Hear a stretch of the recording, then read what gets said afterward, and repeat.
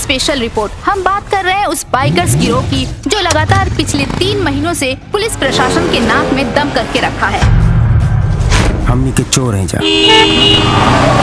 कोनो मामूली चोर ना, स्पेशल चोर है।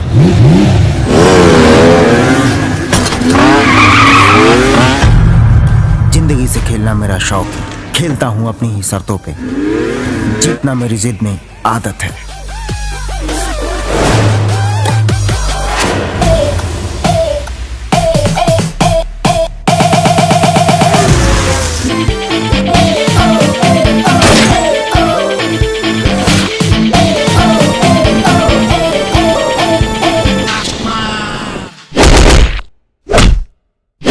धरती अंबर के हम तो सिकंदर, मुट्ठी में बह सरकार, हम हैं भैया हो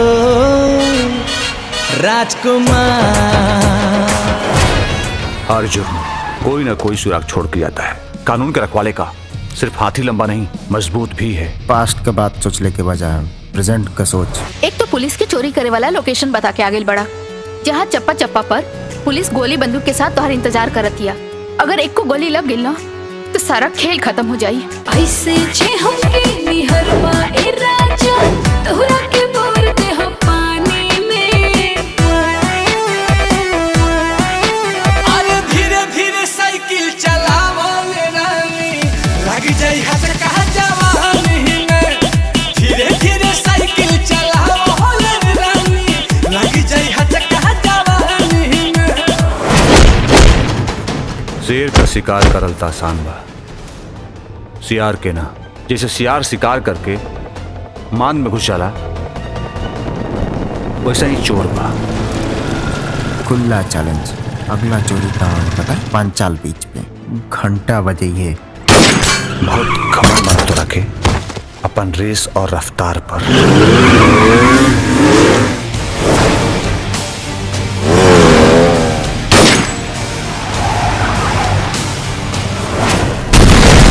लगे हाथ हम आदमी चैलेंज सुन ले कि ई वारदात से पहले तो रखे पकड़ ली ना, तब पुलिस की नौकरी से इस्तीफा दे दी। टेकअप लगा के टेकअप करेली, डालेली डाका तू प्यार में, डालेली डाका तू प्यार में। जादे गरमी चढ़ल बाता, बाट दे बाजार में। हमरा नजर से देख, हमके वहाँ 5 करोड़ रुपया लौकत बा।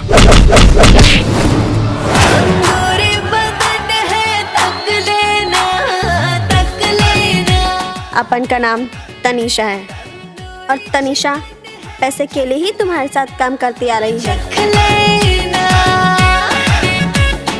मौसम भी है रे बाबा, मौका भी है, सुनी मेरा मन रख लेना। अंगूरी बदन है, तक लेना, तक लेना। हम सीबीआई वाले हैं और तू एक मामूली सा चोर।